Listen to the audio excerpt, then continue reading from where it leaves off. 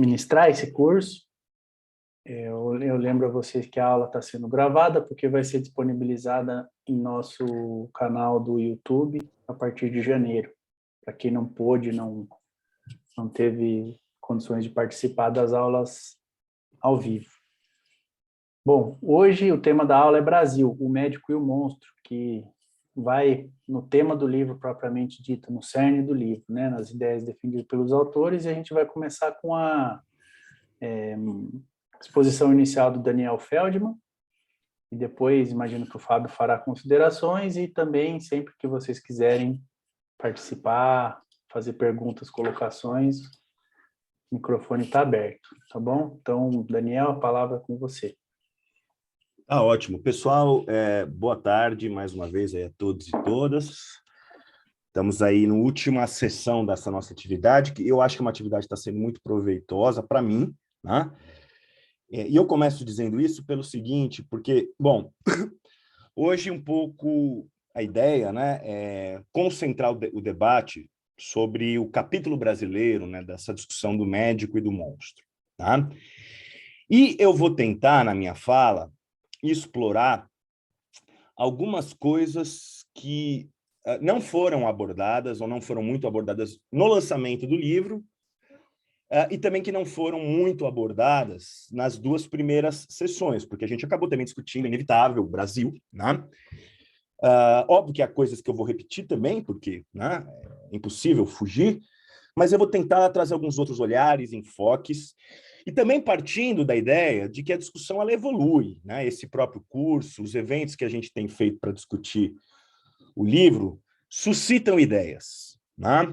Ideias, também atualizações, porque a situação é dinâmica, né? As coisas vão se desdobrando, e mais do que isso também eu vou trazer no bojo da discussão, né? Tendo como pano de fundo o livro, evidentemente, mas eu vou trazer algumas questões para a gente pensar conjuntamente, até questões que me surgiram nesse período que a gente está discutindo o livro, né?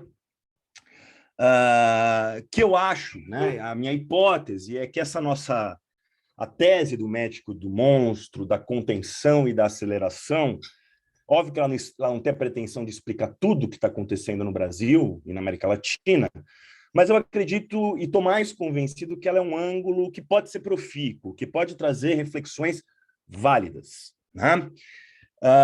Então, essa é uma primeira observação. Uma segunda observação que eu acho que é fundamental, né? Discutir, né, médicos e monstros, o ponto de partida, óbvio que eu vou me concentrar na minha fala sobre o Brasil, mas o ponto de partida é a situação mundial. Né? Nós estamos falando do capitalismo. O capitalismo é um sistema globalmente integrado. E é um capitalismo que vive uma crise global. Né? E é essa crise global, como a gente já discutiu, que suscita uma dinâmica de aceleração. Né? E essa aceleração vem junto com uma lógica destrutiva, né? E também uma lógica de exclusão, né? Uma dinâmica social que não consegue integrar, mas, ao mesmo tempo, ela precisa continuar funcionando, né? Contra tudo e contra todos. E eu acho que uma ideia que eu queria trazer aqui, né? Que eu acho que é interessante, para entender um pouco essa coisa da nova extrema-direita, né? A gente fala do bolsonarismo, mas tem uma nova extrema-direita que é global ao mesmo tempo, tá? Pegando uma questão que todo mundo discute, a questão do negacionismo climático, por exemplo. Né? Eu gosto da ideia de um autor chamado Bruno Latour. Ele vai dizer o seguinte, olha, essa história, né, de que a extrema-direita ela é negacionista em relação ao clima, ao colapso ambiental, porque ela ignora os fatos, não é verdade. Né? Na verdade, o negacionismo climático tem tudo a ver com essa coisa da aceleração que a gente está discutindo aqui nos nossos debates. Qual que é a ideia? Né? De fato, o mundo não suporta esse padrão de acumulação, de consumo, de produção. Né? Mas justamente por ter consciência disso, você tem uma extrema-direita, bom, é isso mesmo? Então nós temos que acelerar o processo. Né? Carpe diem, vamos aproveitar, vamos dentro dessa disputa por recursos, numa dinâmica que é cada vez mais destrutiva e leva o mundo ao colapso. Se é isso mesmo, vamos viver a fundo essa realidade. Assim como essa extrema-direita tem como visão, ao mesmo tempo, a ideia de que vivemos um sistema econômico onde não há lugar para que todos possam dignamente reproduzir as suas vidas. É uma disputa, é uma guerra. Não há lugar para todos. Então, trata-se de reconhecer isso e acelerar essa disputa fratricida na sociedade, né? Então, eu quero chamar aqui a atenção pelo seguinte: a questão da aceleração ela é global, de um lado. Assim como a questão da contenção, né? De novo, as coisas andam juntas, contenção da crise, dos problemas sociais, também é algo, e sobretudo que depois da pandemia, vem à tona, e é sintomático que, se você lê, né, os jornais, os principais jornais financeiros do mundo, a revista The Economist, Financial Times, todos eles têm falado muito sobre a questão da inclusão social, do combate à pobreza, do combate à miséria, né? O próprio Fundo Monetário reiteradamente fala disso, e é diferente dos anos 90, eles não falavam, não colocavam esse problema como ele está posto agora, né? Não à toa, políticas de renda mínima são defendidas da esquerda à direita, e 3 bilhões de pessoas no mundo hoje só sobrevivem através de transferências de renda. Não à toa, a ideia de um capitalismo verde, de um Green New Deal, estão também no centro dos debates. As grandes corporações cada vez mais discutem isso também, o tal do ESG, a sustentabilidade ambiental, isso entrou na pauta, né? Assim como a própria volta, que eu questiono muito, mas a ideia de que agora, do ponto de vista da política econômica, trata-se de voltar a algum tipo de keynesianismo, né? De intervenções do Estado para regular o ciclo econômico, gerar mais emprego, etc. e tal, né? Então, as duas coisas são fortes globalmente, né? A tendência à aceleração e a necessidade de contenção. Agora, qual que é o dilema, né? Existe uma contradição objetiva desse capitalismo em crise, né? Esse jogo entre contenção e aceleração, a gente pode talvez chamar de uma dialética, né? Ela é insolúvel. Não existe uma síntese positiva que vai resolver essa questão. Algo novo que emana daí, né? Para falar um português mais prosaico, né, eu acho que é uma situação do tipo: se correr o bicho pega, se ficar o bicho come, né? Isso, a gente até já comentou isso, não sei se foi uma das foi aqui ou se foi no lançamento, né? A ideia de que, olha, é impossível que não se gere os monstros nesse tipo de capitalismo, ambientais, sociais, políticos, né? Mas é impossível, ao mesmo tempo, não tentar conter esses monstros, né? Então, é uma contradição objetiva que faz parte dessa lógica sistêmica. A aceleração, os processos de aceleração destrutiva da lógica do capital, é algo que a própria situação de crise demanda, né? Para usar uma expressão lá do Cervantes, né, que ele falava: o melhor tempero é a fome, né? É uma frase dele do Dom Quixote. O capital ele tem fome de valor, de valorização, ele precisa se valorizar, precisa gerar mais dinheiro. E é justamente numa situação de dificuldades para a valorização que ele vai buscar radicalizar processos de exploração do trabalho, de espoliação, de despossessão. Os imperativos e compulsões do capital eles ficam ainda mais fortes, mais violentos, né? Então, a aceleração não é uma escolha, é isso que eu quero chamar a atenção. Agora, do outro lado, né, você tem um problema, que também é um problema da ordem da sociedade capitalista, que a mesma sociedade, né, que suscita o egoísmo, uma dinâmica autofágica de guerra de todos contra todos, ela precisa buscar conter esse egoísmo, esse processo deletério, né? O Marx usava a expressão do salto mortal da mercadoria, né? Que é a ideia de que, olha, a mercadoria ela precisa se realizar, ela precisa virar dinheiro, ela precisa ser reconhecida no mercado, né? Agora, a gente pode usar essa metáfora do Marx para transpor diretamente para uma vida, toda ela eixada sob a lógica da mercadoria, né? Os indivíduos que se mediam suas vidas através da mercadoria e do dinheiro também precisam realizar o seu salto mortal. É uma disputa de vida ou morte. Só que, ao mesmo tempo, se você deixa isso florescer, é incontrolável. né, a própria estabilidade, a institucionalidade que é necessária para o capital funcionar, ela entra em questão. Daí que é necessário o Estado, instituições, valores que tentem mitigar esse egoísmo arraigado, essa concorrência desenfreada. E isso é interessante pelo seguinte, aí para tentar também dialogar com uma questão que apareceu em vários debates. Aí, buscando aqui um autor que a gente cita no livro também, que é o Karl Polanyi. Tá? Como é que o Karl Polanyi ele lê a história do século XX? O século XX, né, ele é pautado por uma reação da sociedade contra a ideia de que o mercado é absoluto, é soberano, que a vida é reduzida a um jogo de oferta e demanda.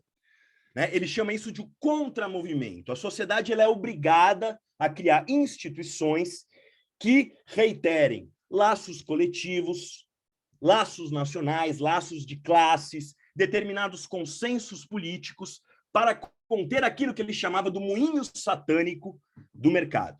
Tá? Isso ele chama, então, quer dizer, do contramovimento. Podemos pensar aqui em estado de bem-estar social no primeiro mundo, projetos desenvolvimentistas no terceiro mundo, a experiência soviética, né? o chamado segundo mundo. Sem entrar no mérito da coisa, se isso é bom ou ruim, mas a sociedade no século XX, vai dizer o Polanyi, né? Ela vai buscar, então, criar instituições que, digamos, limitem a esfera econômica, a esfera do puro mercado, puro valor, pura concorrência. Né? Qual que é a questão que se coloca hoje? Há uma mudança de qualidade nesse nosso século XXI. Né? Porque hoje, mais uma vez, existe, inegavelmente, um ressentimento social que permeia todas as sociedades contra uma vida totalmente subordinada à dinâmica da mercadoria. Tá? Agora, isso inclusive tem dado força à extrema-direita. Tá? Um fato concreto, inegável, é que o mercado, enquanto tal, ele não cria laços sociais duradouros. Só que o que acontece? Você não tem mais um contramovimento à la Polanyi, né? E a esquerda e a direita não tem sido possível reverter um processo que multiplica a individualização, a atomização, a concorrência total, né? E a transformação daquilo que eu falei, né, do salto mortal na mercadoria, não numa metáfora, mas na realidade do dia a dia das pessoas, sobretudo na periferia do capitalismo, em lugares como o Brasil. Né? Então, é isso que eu quero chamar a atenção. A contenção que a gente está falando aqui não é, né, no sentido do Polanyi, instituições que, digamos, limitem o escopo da economia em prol de outros valores nacionais, coletivos, etc. Não, é outra coisa. Né? A contenção, ela só pode ser, nessas condições que a gente vive, né, uma contenção que corrobora a atomização, a individualização e a concorrência desenfreada na vida. Né? E é por isso que a contenção acelera, eu acredito. Né? Porque a contenção, o que é a contenção? É uma forma de manter ou incluir as pessoas nesse moinho satânico, nessa grande roda viva. Né? E essa roda viva ela é excludente, né? Ela é destrutiva. É disso que se trata. Essa é a ligação que existe, né? Acredito eu, entre contenção e aceleração. Então, não é algo alternativo, certo? Não é uma outra coisa, não é uma ruptura, não. Né? É como jogar este jogo de um capitalismo em crise. Esse é o ponto crucial. Aí, entrando diretamente na questão do Brasil, o Brasil é um locus privilegiado dessa discussão que é global. Né? A despeito de todos os problemas que a gente vive no Brasil, eu acredito que, do ponto de vista dessa análise que a gente se propõe a fazer, o Brasil é um lugar central. Porque eu acho que no Brasil, né, você está vivendo os extremos, viveu os extremos da lógica da contenção e da lógica da aceleração. Né? Já dizia lá o velho Hegel que a verdade ela sempre mora nos extremos. E o Brasil talvez mostre esses extremos. Por quê? O Brasil do lulismo, né, onde, por exemplo, Barack Obama, em 2009, Lula é o cara, Brasil capa da Economist, O Brasil famoso por, né, sem romper com a lógica do capitalismo, muito pelo contrário, sendo próspero, exportava políticas sociais de inclusão para o mundo inteiro. Um Brasil que, segundo um autor que não podemos acusar de pouco inteligente, que é o Perry Anderson, acreditava que o Brasil estava se encaminhando para constituir-se como uma nação de classe média, realizando o sonho americano tardio aqui, né? Tem um texto de 2011 do Perry Anderson que fala isso, o Brasil de Lula. Então, o que eu quero chamar é o seguinte, o Brasil é o suprassumo da contenção, né? Você está conseguindo, aparentemente, incluir, dar um horizonte para essa sociedade, etc. e tal. Muito pouco tempo depois, a gente tem um Brasil de hoje, o Brasil que é um pária internacional, ambiental, sanitário, a pior condução do mundo da pandemia, é o Brasil do passar a boiada, né? É o Brasil do suprassumo da aceleração, né?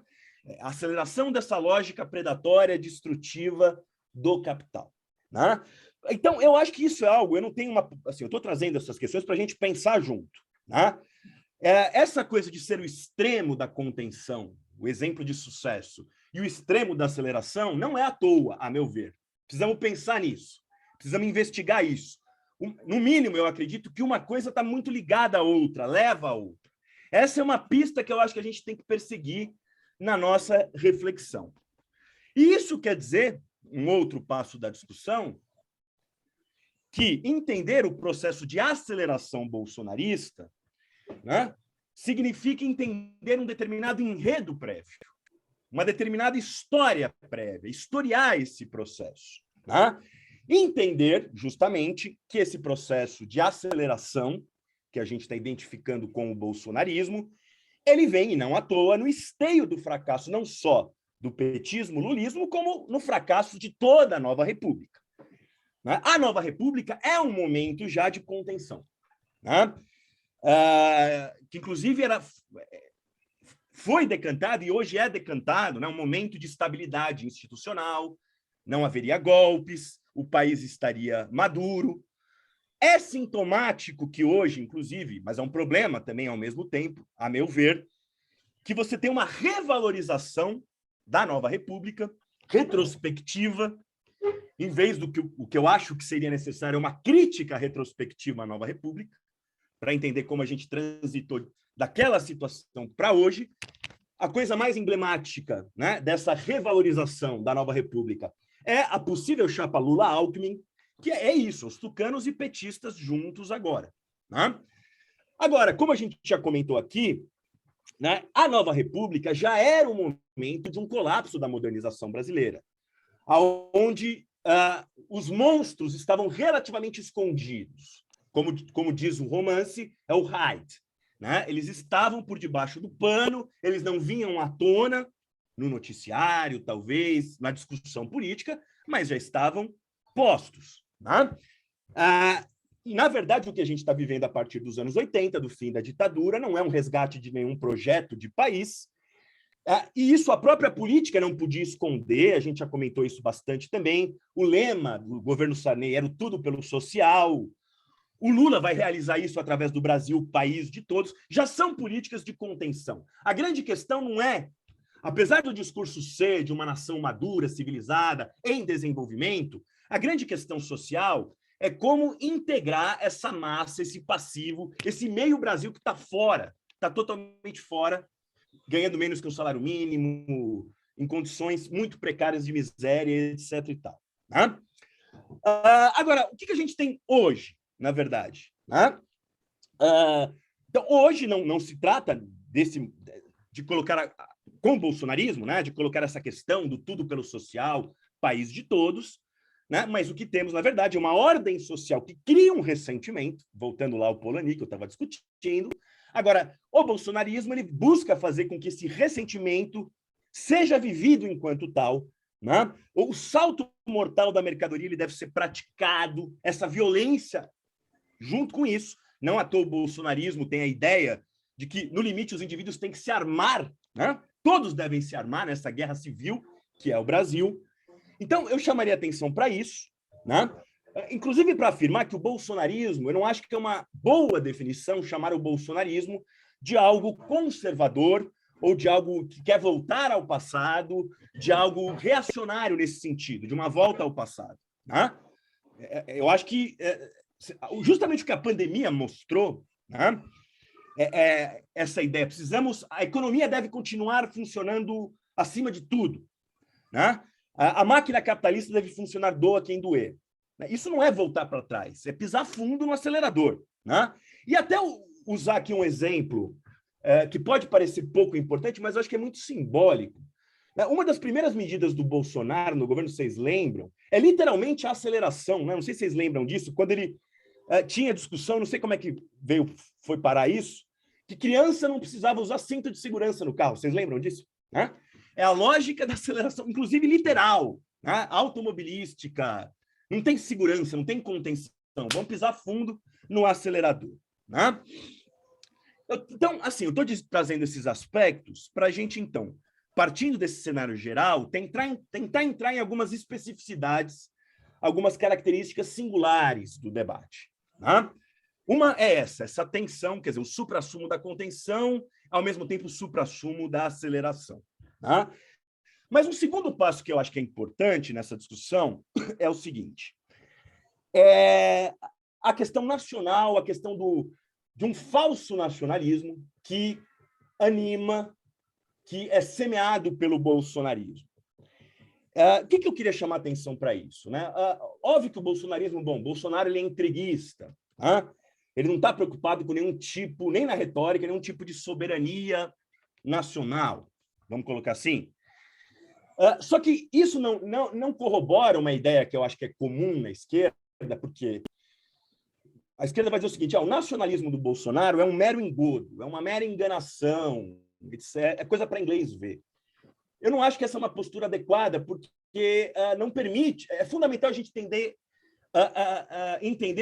a função da ideologia. Esse nacionalismo bolsonarista, ele tem uma função, e simplesmente descartar essa questão não faz a discussão avançar, a meu ver. Né? Aonde que mora a verdade, entre aspas, do nacionalismo bolsonarista? Eu acredito que o bolsonarismo, à sua maneira, reata com tendências históricas nacionais brasileiras. Né?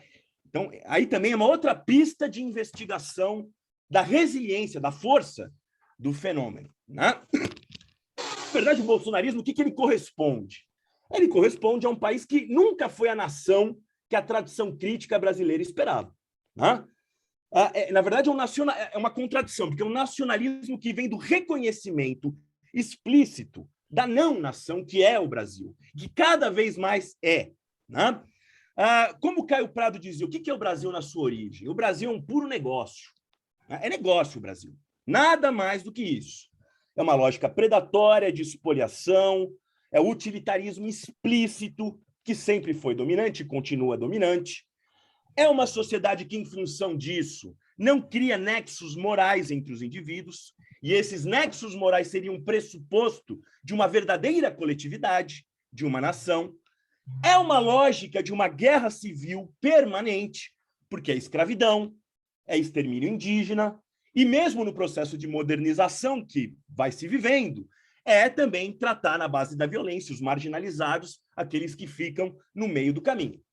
O bolsonarismo, o que ele faz? Ele assume isso. Ele explicita isso. O Brasil é esta violência. Né? Isso eu acho que é um aspecto importante. Né?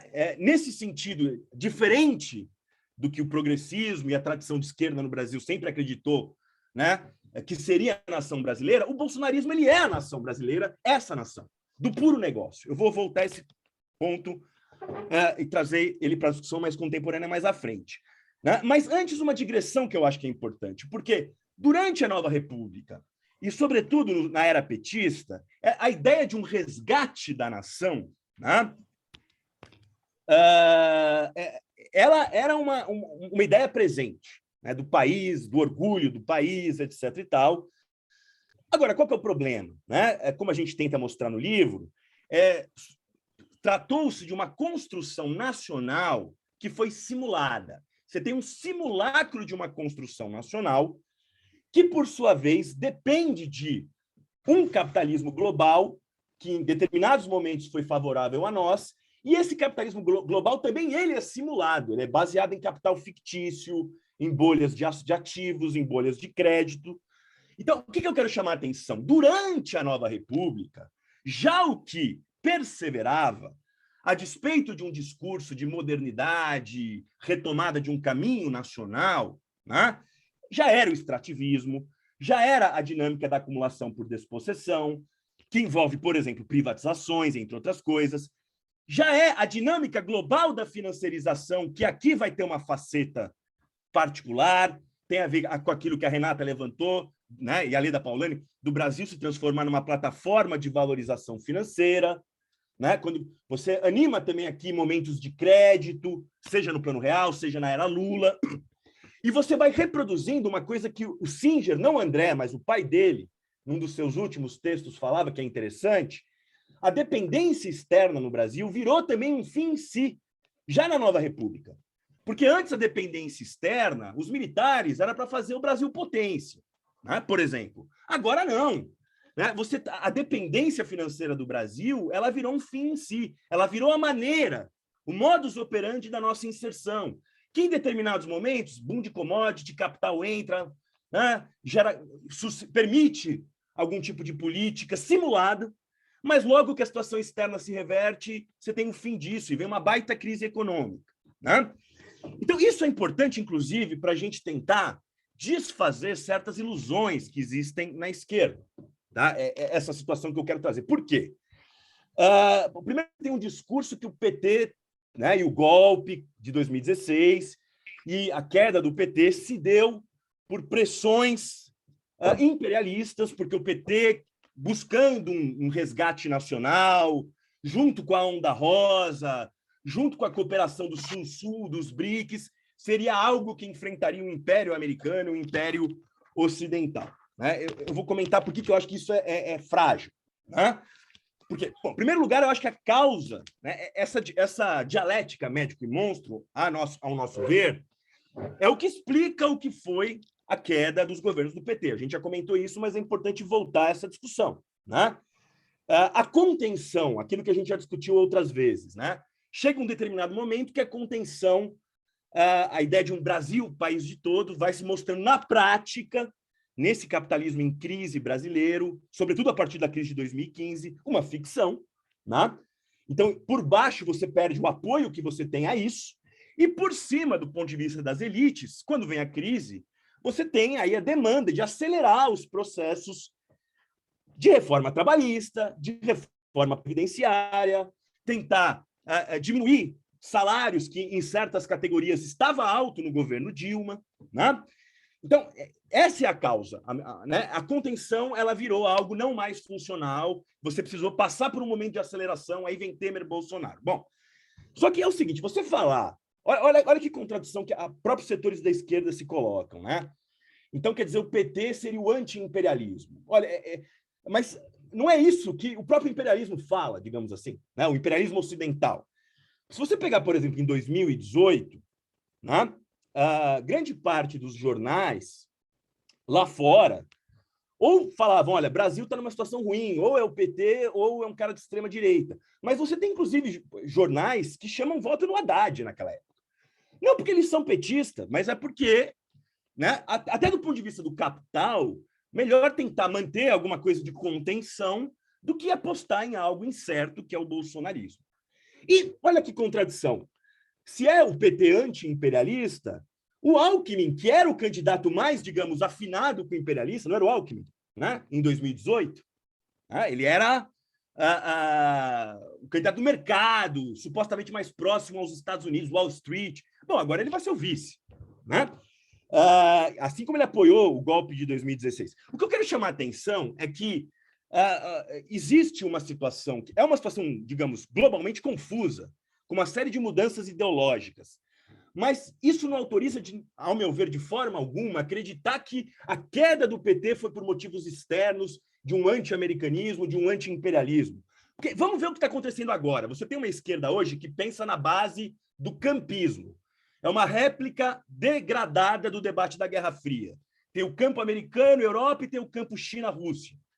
Né? E que, de certa forma, a onda rosa, etc. e tal, é BRIC, é é o lado oriental. Mas o que está acontecendo essa semana? O Lula foi visitar o Macron, foi aplaudido pelo Macron, que é o imperialismo europeu. O Macron é o imperialismo europeu. A França é o imperialismo europeu. Intervenção armada no mundo inteiro, único país da Europa com Brexit que tem bomba atômica, que quer ressuscitar a Europa guerreira. E agora vai visitar o Biden. E o Bolsonaro vai fazer uma visita ao Putin, que o Putin é o outro campo. Olha que coisa louca, né? O que virou... Então, assim, eu faço essa digressão para a gente não cair em armadilhas ideológicas. Isso foi apresentado para mim e para o Fábio num debate que a gente participou quarta de manhã, né? Mas, voltando aqui para a nossa discussão. Então, o nacionalismo do bolsonarismo, óbvio que não é um nacionalismo pensado, né? A ideia da formação nacional, não. Né? O nacionalismo bolsonarismo, na verdade, é uma simbolização dessa luta autofágica no tecido social. E mais, não se trata, como inclusive os militares tinham, de um projeto nacional, né? Os militares tinham lá o Brasil potência. Aqui não é um projeto, aqui não é nem que nem o velho fascismo, porque o velho fascismo tinha algo organizado, né? Autoritário, brutal, bárbaro, mas era organizado. Né? Integrar o trabalho, construir um capitalismo nacional. Aqui não, aqui é o não projeto como projeto. Aqui é a não nação como nação. Né? Inclusive, uma coisa interessante, quando os bolsonaristas, numa manifestação, pediram intervenção militar, é uma maneira neoliberal de fazê-lo, né? Porque eles falam, eu autorizo que o Bolsonaro dê o golpe. Né? É uma outra relação que tem a ver com essa individualização, essa atomização da sociedade. E, avançando, essa atualização de algo bem nacional que, né, aparece no bolsonarismo, também vai aparecer numa outra dimensão, que eu queria explorar um pouco aqui agora. Né? Eu não sei quanto tempo eu tenho aqui, ninguém está marcando tempo, não sei quanto eu falei já, pessoal. Se eu posso falar mais uns 10 minutos ou 15 no máximo? Pode ser? Você falou até agora foi meia hora, 30 minutos. Eu vou falar mais 10 ou 15, tá? Pode ser, se vocês me perdoarem, porque hoje é só eu, tá? Não tem o Fábio, não. O Fábio vai intervir. Foi que nem na... Bom. Olha, eu acredito, né, que uma coisa que também a gente traz no livro, o bolsonarismo, ele libera, né, algo que a gente chama no livro do mundo sem culpa. Isso, na verdade, é uma expressão do Antônio Cândido, né? E o Antônio Cândido via isso como algo até positivo, quando ele estudava a malandragem brasileira. Porque qual que é a ideia? No Brasil, você tem uma dificuldade para internalizar a norma burguesa, civilizada, as regras, etc. e tal. Né? E até o Antônio Cândido pensava nisso como apontando para uma possível nova civilização moderna, mas que tivesse características típicas brasileiras, que, né, diferente dessa normatividade, dessa moral burguesa ocidental. Né? Só que qual que é o problema? Nas condições atuais, essa ausência de norma, você não sabe bem o que é a fronteira do moral e do imoral, do legal e do ilegal, da regra e da exceção. Né? Esse mundo sem culpa, ele se coaduna com o que virou o capitalismo brasileiro. É um capitalismo malandro. Né? É um capitalismo onde também você dissolve essas fronteiras do que seria a norma civilizada. Né? Isso já estava posto, óbvio que está posto em toda a história do Brasil, estava posto na Nova República, corrupção, o jogo venal político e econômico. Mas o que a gente observa com o bolsonarismo, depois da queda da Nova República, né, é que, ao mesmo tempo que você tem um moralismo retórico, quer dizer, esse moralismo retórico, ele é o sintoma do seu absoluto contrário, né, de algo imoral, de uma liberação do mundo sem culpa. Né? Então, quer dizer, o andar de cima, uma parte do andar de cima, vai se identificar com esse capitalismo de passar a boiada mesmo, né? Que, no limite, vai levar a situações do tipo da Prevent Senior, que é um conluio do gabinete paralelo do governo com uma empresa privada de saúde que usa cobaia humana, que manipula dados para maximizar os seus lucros. Né? Ou mesmo o papel dos militares no governo. Porque os militares estão lá, um dos aspectos que prende os militares lá e dificulta a situação política do Brasil, eles estão lá para fazer negócio também. Sempre foi isso. Mas o que são esses milhares de... Imagina, né? Imagina não, existem textos explicando, né, a miríade de novos negócios suscitadas por isso, né? Então, o que eu quero chamar é o seguinte, você tem uma dinâmica de corrupção que sempre marca o capitalismo brasileiro, mas agora está liberado, digamos assim. Você está impulsionando mais ainda esse mundo sem culpa, né? Sem norma, sem regra. E mais, e aí que eu acho que é decisivo, o bolsonarismo não só faz isso, como ele busca democratizar esse mundo sem culpa. Esse mundo que fica na margem legal, ilegal, moral, imoral, regra e exceção.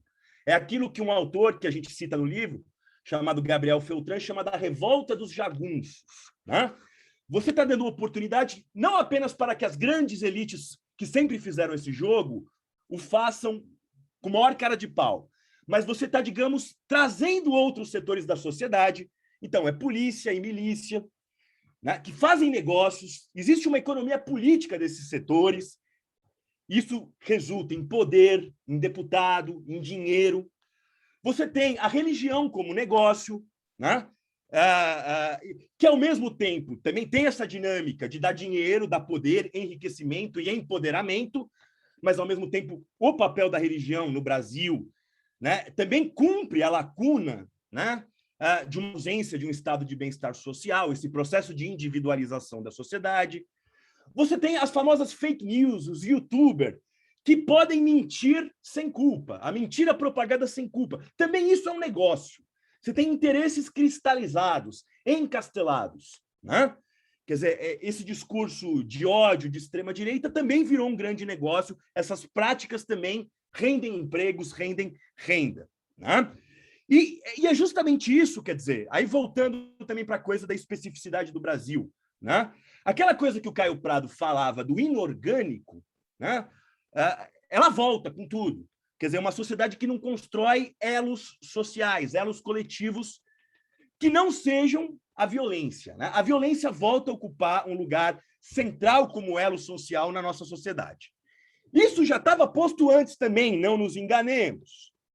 Quando você tem, por exemplo, a intervenção do Exército, a GLO no Rio de Janeiro, a gente fala no livro, o processo de encarceramento de jovens negros da periferia cresceu também durante a era Lula, né?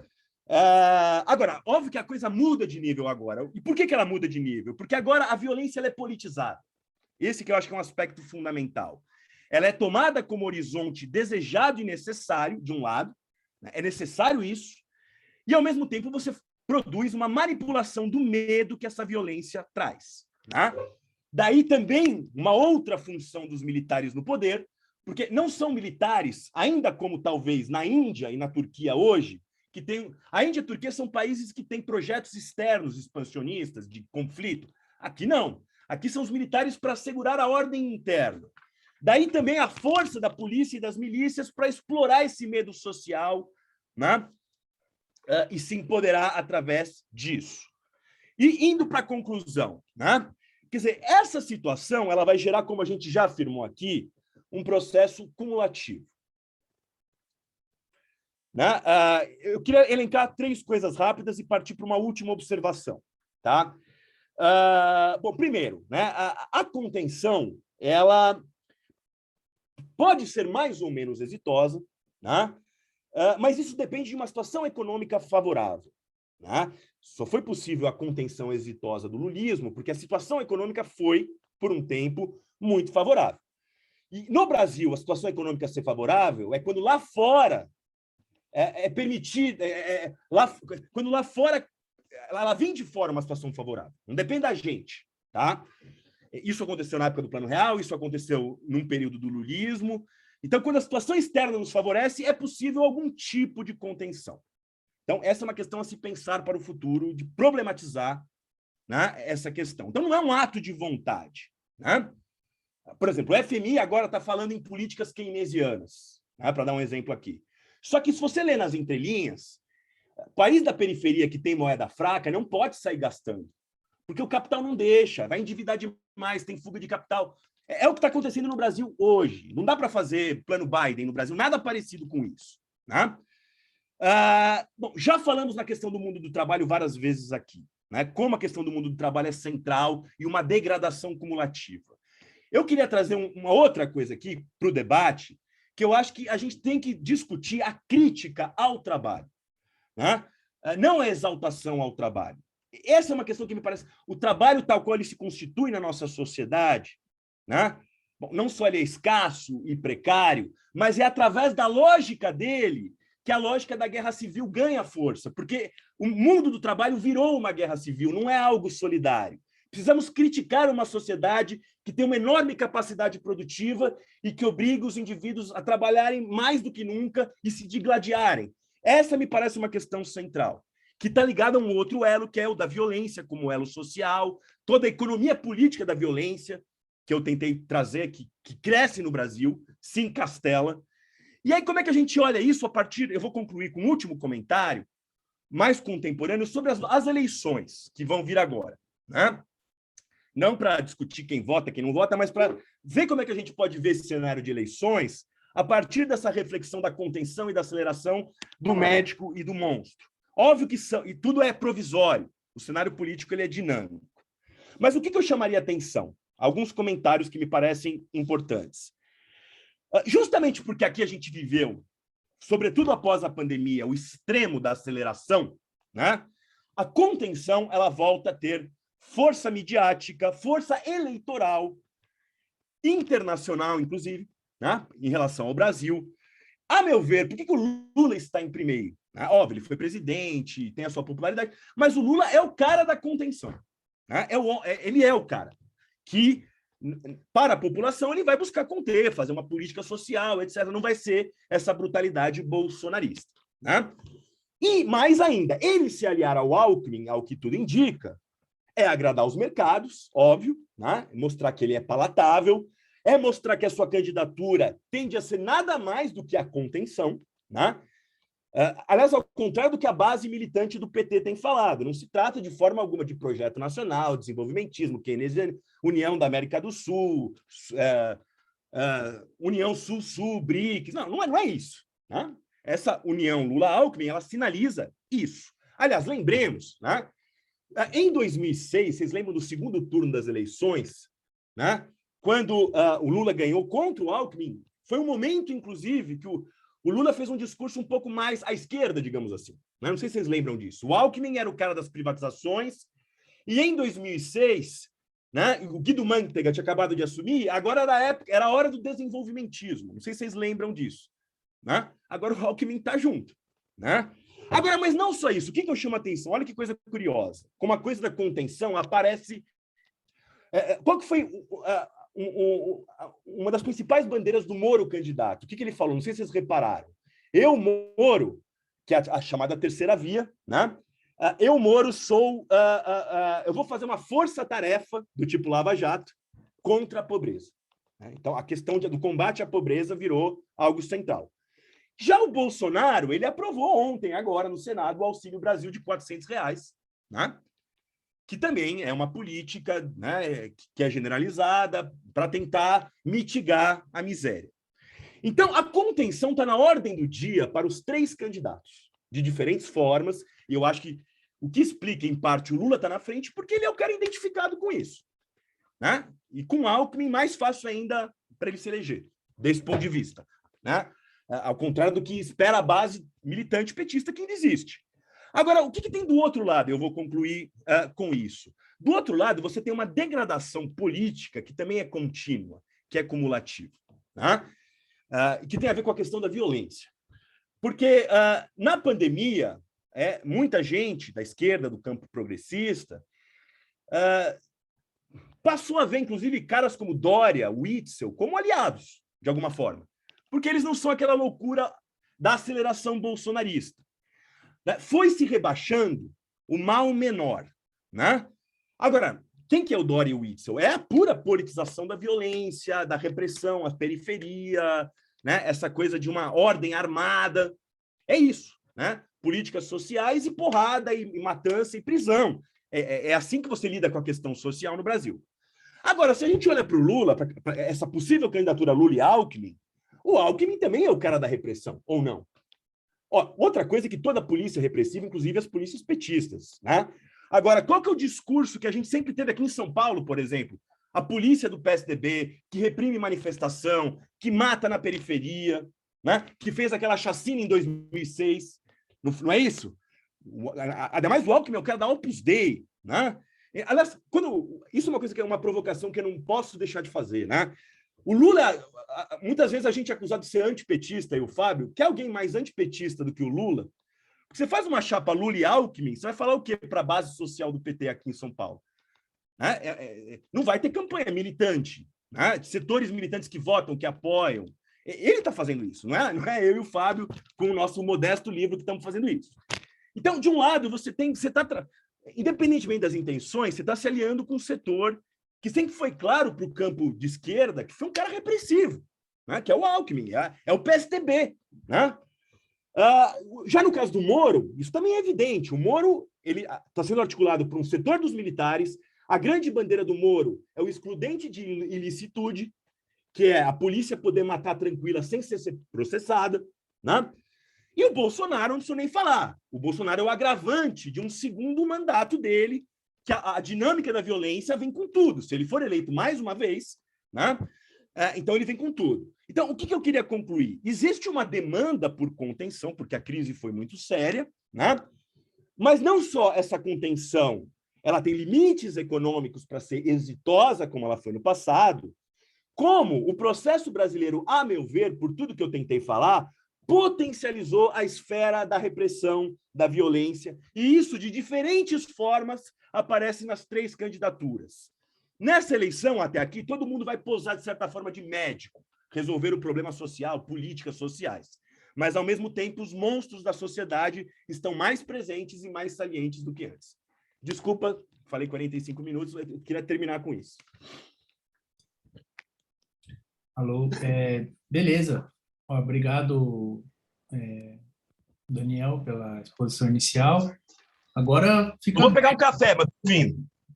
Não sei se o Fábio quer fazer algum complemento, ou se não, fica aberto aí para quem quiser fazer uns comentários, fazer perguntas, enfim.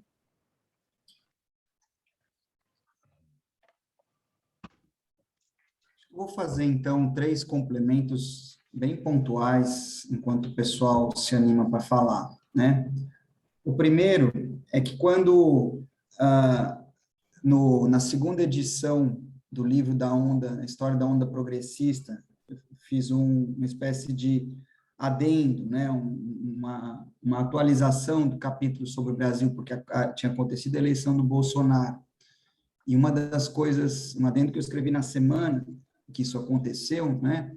E uma das coisas que estava ali colocada era a ideia de que a eleição do Bolsonaro ela era uma resposta provisória de uma classe dominante que estava em busca, na realidade, de um caminho para deixar a nova república, né? E então que a nova república é este arcabouço institucional, jurídico e cultural que vamos dizer, que deu sustentação, que primeiro, que foi inspirado, ou pelo menos estava orientado ainda por uma utopia de uma modalidade de cidadania salarial, sociedade de cidadania salarial periférica, mas que também que tinha servido de esteio, então, para a modalidade brasileira de bipartidismo, né, a alternância PT e PSDB. Então, eu dizia que era um caminho provisório, portanto, inerentemente estável, comparável a como foi a entrada. Né? A entrada foi com o Collor, também foi um mandato instável, também foi uma alternativa, uma saída provisória naquele momento para espantar o fantasma, vamos dizer, do que significava uma eleição do Lula naquele contexto. Né? Entre o Lula e o Bolsonaro, né, todas as eleições foram nessa alternância PT-PSDB. Aí vocês sabem que um dos elementos, né, que jogou água no moinho do golpe de 2016 foi essa, vamos dizer, foi a recorrência das derrotas tucanas, né, que levou-os a entrar, então, no barco do golpe, né, na expectativa naquele momento, inclusive encampada pelo Serra, de que se instalaria um parlamentarismo, ele seria o próximo chefe de Estado, enfim, mas como a gente sabe, abriu uma caixa de Pandora, monstros começaram a sair, e os tucanos não perceberam que ao afundar, não perceberam naquela época, mas percebem agora, que ao afundar, que ao contribuir para a defenestração do PT, havia um processo mais de fundo ali, que era justamente o ocaso da Nova República, e que a Nova República estava associada à sorte deles mesmos, né? E que então, quando a gente fala na diferença entre contradição e oposição, para dizer que a relação entre médicos e monstros é uma relação de oposição e não contradição, né? Que uma contradição implica uma incompatibilidade de contrários, não é o caso da oposição, que pode ser uma convivência, né, de opostos. Então, o PSDB se explicita essa relação, assim como, digamos assim, democratas e republicanos nos Estados Unidos, então PT e PSDB têm uma relação desse tipo, mas que funciona, né, sob o pano de fundo dessa institucionalidade. Então, percebem, e rapidamente perceberam, que a defenestração do PT era mais do que a defenestração do PT, era começar a afundar o barco da Nova República, e afundando este barco, afundavam eles também, né? Então, a culminação lógica dessa, vamos dizer, de cair essa ficha, né, dessa percepção, pode ser essa chapa, que, independente dela se materializar ou não, o fato de haver movimentações nesse sentido, ou, por exemplo, na manifestação de 2 de outubro, que houve, né, no Brasil inteiro, na Paulista, subiu o presidente do PSDB para fazer discurso, naquele palanque, que era um palanque essencialmente eleitoral, vamos dizer, comandado pelo campo lulista, né? Assim como subiu o Ciro Gomes para fazer discurso ali. Tudo isso, então, são amostras disso, assim como o Lula, na semana em que ele teve os direitos políticos dele restituídos, encontrar José Sarney, Fernando Henrique, lideranças, Fernando Henrique, uma espécie de romaria da Nova República. A encenação da reconstrução da Nova República não poderia ser feita de maneira mais explícita, né? Então, esse é um lado. Agora, o outro lado, vamos lembrar, né, que qual é o ponto, digamos, de inflexão do módulo lulista de regulação do conflito social? Foi em junho de 2013. Junho de 2013, provavelmente vocês lembram da imagem, né, quando a polícia paulistana começa a reprimir selvagemmente as manifestações aqui em São Paulo, o Haddad estava com o Alckmin em Paris, defendendo a candidatura de São Paulo para algum desses mega eventos, e endossou a postura da polícia do Alckmin, né? Então, enfim, nada disso é exatamente novo, mas então, quando a gente diz no livro que a tendência é de frentes, da tendência no plano da política, são frentes cada vez mais amplas para defender cada vez menos direitos, né? Isso. É disso que nós estamos falando. E por que isso não é um palpite, mas isso é uma análise, uma reflexão da dinâmica, a partir dessa dinâmica social? É porque esse é o ponto fundamental, né? Como eu já falamos, o Daniel voltou a trazer isso hoje, mas eu acho que isso é um ponto essencial, né? 2 pontos essenciais para lembrar, que o nosso livro não é uma reflexão sobre a eleição, não é uma reflexão sobre o PT, nem sobre o PSDB, nós estamos olhando para uma dinâmica social e o que essa dinâmica social produz do ponto de vista da cultura política, né? E o que está se observando no Brasil e no mundo, né, é que esta dinâmica social, que a gente está descrevendo como uma dessocialização autofágica, que vai expulsando as pessoas, corroendo os vínculos com o trabalho, corroendo os direitos sociais, solapa a utopia de uma cidadania salarial, vai jogando essas pessoas em relações concorrenciais umas contra as outras, gerando essa sociabilidade autofágica de todos contra todos, cada um por si. Esse é o caldo de cultivo para a politização do ressentimento social que vai produzir os bolsonarismos mundo afora, né? É por isso que o Chile também tem o seu bolsonarismo, né? Porque o Chile, vocês sabem, como eles dizem, né? Então, é o exemplo pioneiro do neoliberalismo, né? Portanto, você tem a rebelião, a explosão, né? Mas você tem também, o ressentimento social, ele pode ser politizado à esquerda ou à direita. Eu me lembro conversa no começo do ano com um intelectual chileno, dizendo que as pesquisas indicavam que no estallido social ali do final de 2019, outubro de 2019, mostravam que mais de 80%, eu não lembro a cifra exata, das pessoas não se identificavam nem com direita nem com esquerda. Um pouco o que ele sugeria dali, ele estava dizendo era o seguinte: olha, isso aqui então pode virar para a esquerda, pode virar para a direita do ponto de vista eleitoral, porque isso aqui é um grande recusa ao mundo tal como está, a essa ordem, mas uma recusa que é mais antes uma recusa, né, do que Então, por exemplo, as pessoas poderiam ser contra a privatização das aposentadorias, as chamadas AFP chilenas, mas poderiam ser contra, não porque elas querem um sistema solidário, que os jovens estão trabalhando agora ajudam a pagar dos mais velhos, como era, por exemplo, há 10, 20 anos no Brasil, há 20 mais, né? Foi o Lula que acabou, foi no lulismo que acabou isso, né? Mas pode ter gente que quer isso, mas pode ter gente que fala, não, eu quero esse dinheiro para mim, não quero esse negócio que o governo pega, vai cuidar, fazer aposentadoria. Então, você pode ter respostas, vamos dizer, de rejeição a uma política impopular, que são os fundos de pensão chilenos, as AFP, mas motivadas por ideologias, por questões diferentes. Um porque quer a saída solidária, outro porque quer uma saída ultra-individualista, né? Então, e por quê? Não é por causa do temperamento das pessoas que essa segunda saída se coloca, mas é porque essa dinâmica social ela tende a produzir essa cultura política, e dentro dessa cultura política você vai forjar essas subjetividades, né? São as subjetividades, ou seja, são formas de ser. Portanto, as formas de ser, por exemplo, no Chile, é o que um sociólogo chileno chamou, Tomás Mulher, de o cidadão cartão de crédito, o cidadão creditário, quer dizer, uma neoliberalização da subjetividade, né? Da pele que tem embaixo da pele, vamos dizer, das formas de ser, mais profunda, portanto, do que uma questão econômica e assim por diante.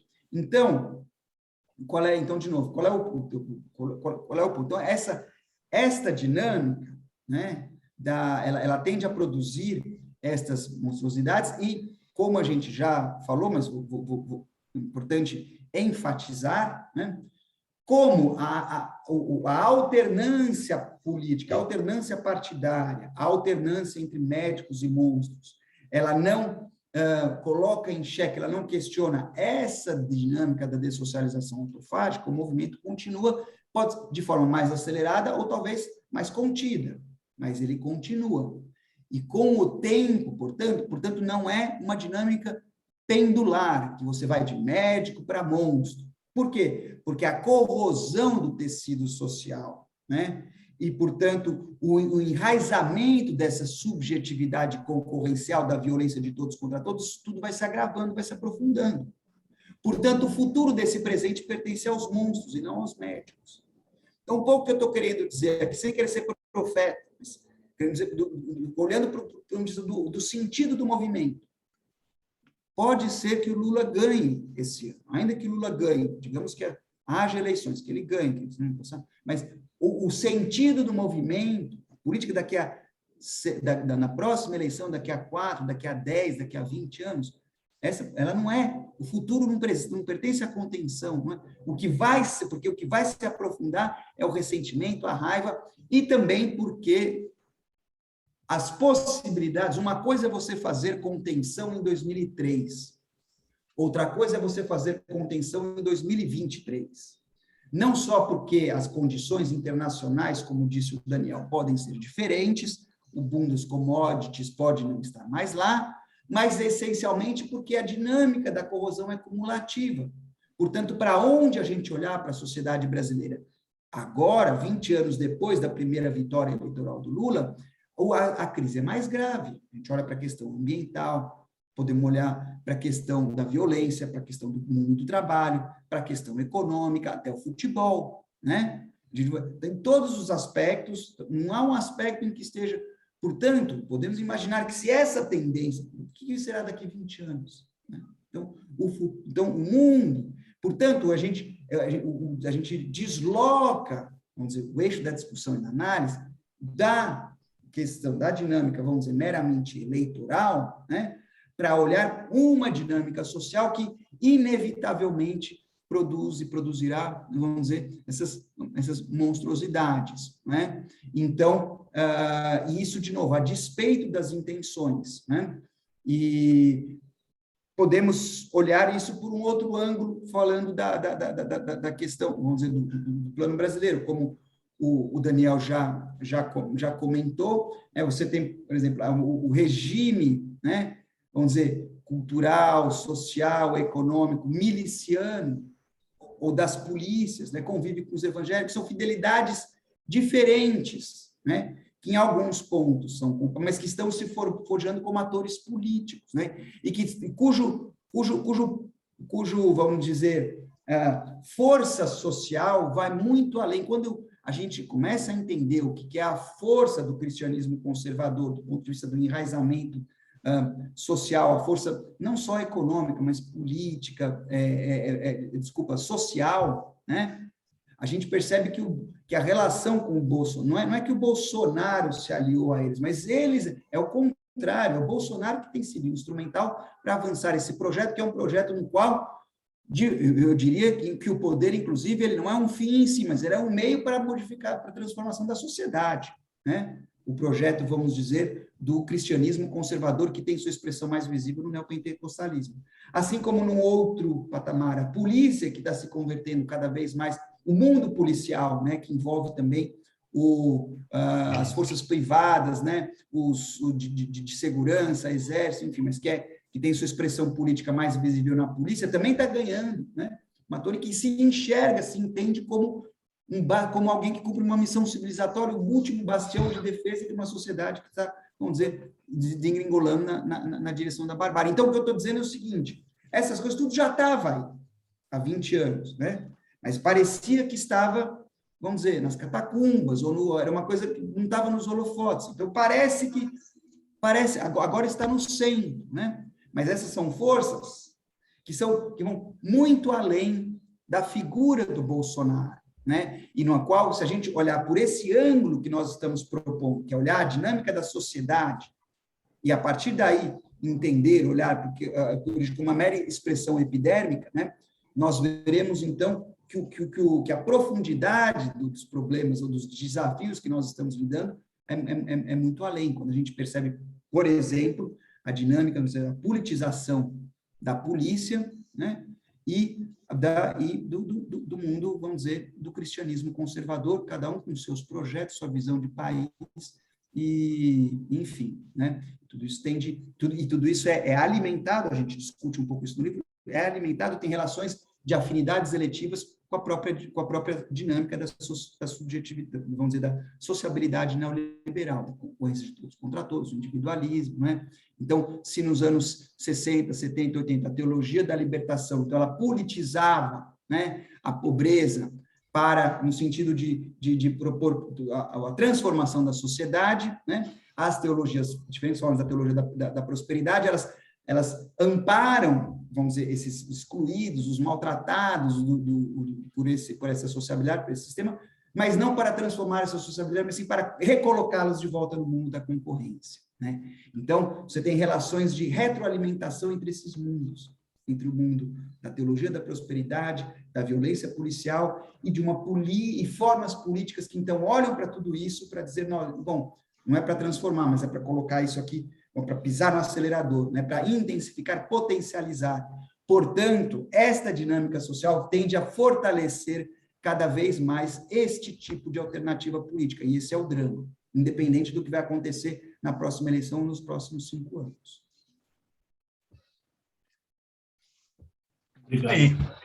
Obrigado, Fábio. Bom, está aberto, pessoal. Perguntas, inquietações, discordâncias, são muito bem-vindas também. Estamos aqui ansiosos para ouvir o que vocês têm a dizer.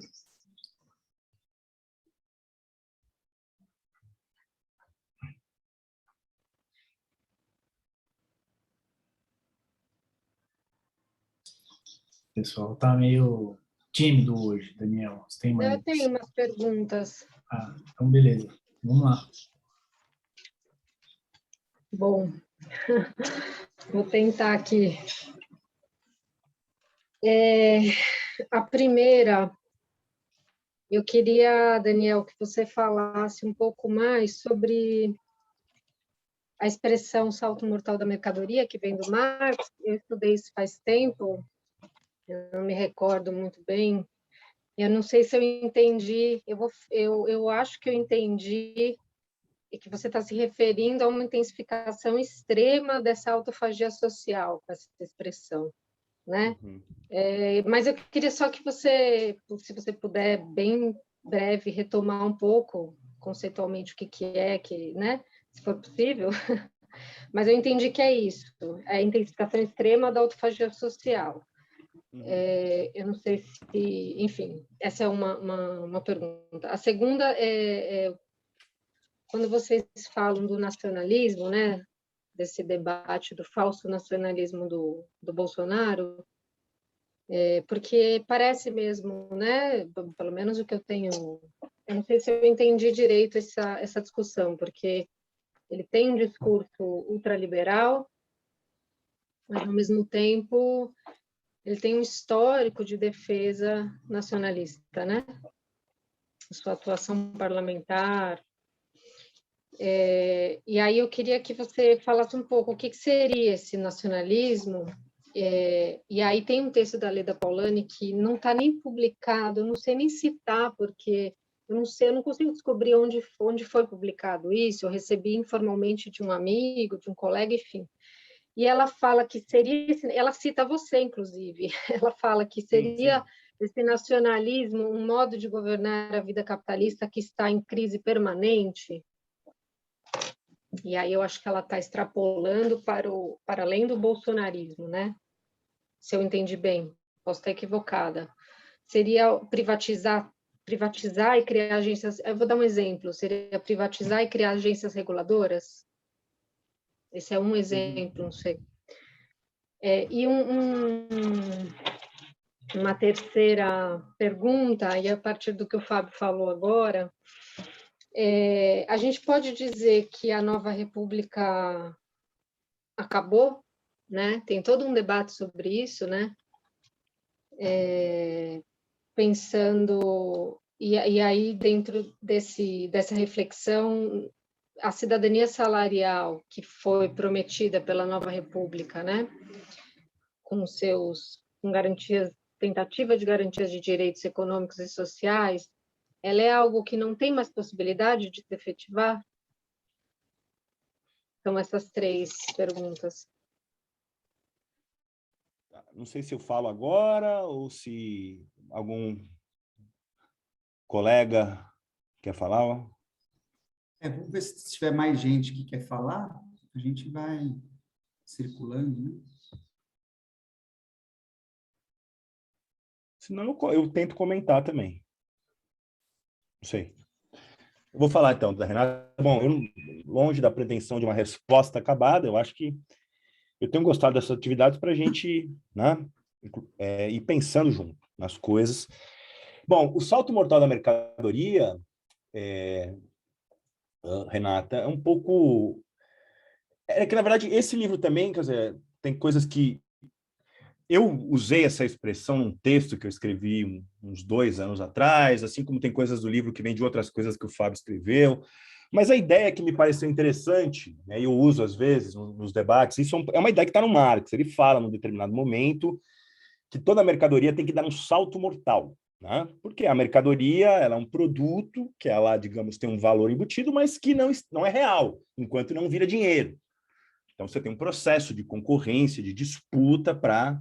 E aí você pode pensar tudo, ser humano no mercado de trabalho, capital como, né, buscando se valorizar. Esse é o salto mortal, né? E até o Marx fala, não lembro a frase, a citação exata, mas ele vai dizer o seguinte: quando você não consegue, né, se vender como mercadoria, é o possuidor da mercadoria que se esborracha no chão. Ele fala isso, né? Eu achei interessante partir disso para justamente, óbvio que eu não sou o primeiro a falar isso, nem serei o último, né?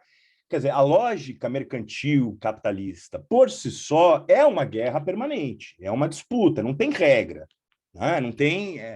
Você tem que esmagar o outro no limite, etc. e tal.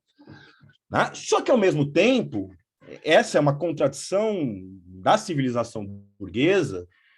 Para que essa civilização mesmo funcione e acumule, crie riqueza, valor, você precisa criar uma ordem. Tá? Você precisa ter instituições, você não pode deixar simplesmente a selva predominar. O fato é que, numa situação de crise, a tendência a voltar a essa lógica de selva, de disputa, fratricida, ela se reforça. Esse é o ponto. Né? Por exemplo, você tem autores, aí para citar um pouco uma discussão derivada disso, né? Você tem um cara como o Wolfgang Streeck, né? A tese dele, que eu não concordo em parte, eu acho interessante, eu não compro tudo, mas a tese dele, qual que é o problema do capitalismo? O capitalismo está falindo porque ele não tem mais oposição. Tá? Essa é a tese dele. Porque o que sempre deu alguma força, né, uma força institucional que garantiu o mínimo de legitimidade ao capitalismo, é que você tinha sindicato, você teve a União Soviética, não à toa, a era de ouro do capitalismo, né? É quando você tem sindicato forte no Ocidente, você tem o modelo soviético como alternativa, tem o terceiro mundo com seus projetos nacionais, bababá, né?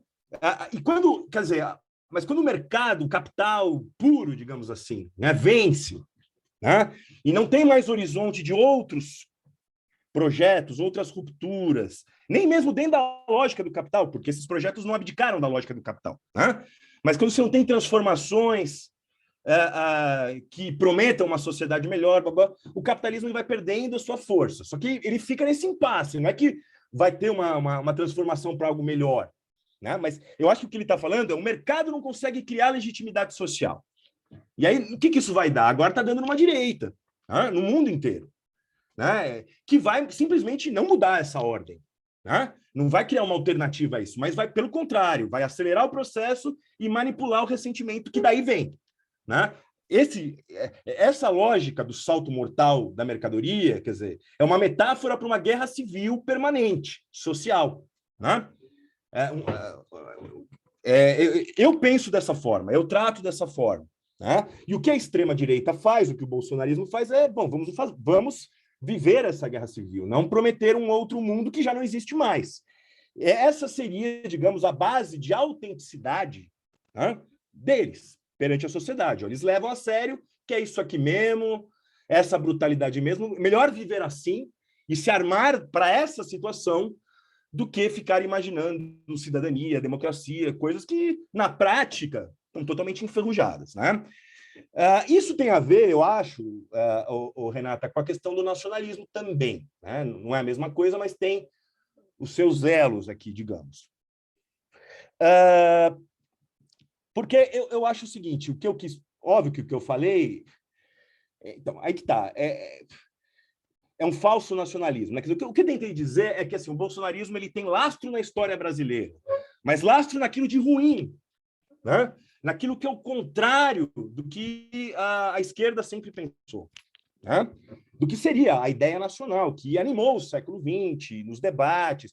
Né? Mesmo a esquerda mais radical na América Latina sempre teve essa questão, a Revolução Cubana, a questão nacional sempre estava presente. Né? Então, o que eu quero dizer é o seguinte, que o nacionalismo que o Bolsonaro... Né? Porque tem um discurso, tem bandeira do Brasil, tem um discurso Brasil, país de todos. Né? Eu não concordo com ele, é simplesmente um engodo, mas é um engodo que pega em uma parte das pessoas. E por que pega? Isso eu quero entender.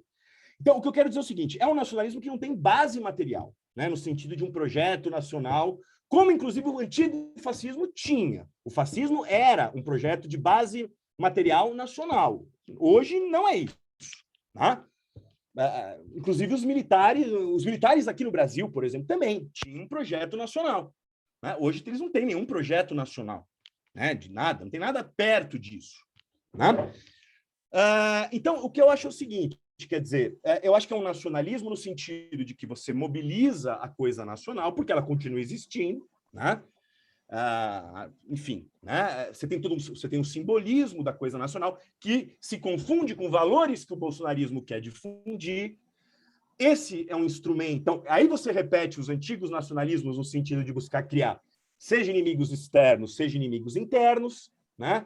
Então, quer dizer, a esquerda, a ideologia de gênero, seria algo contra o país, que é um país cristão, é um país conservador, etc. Né?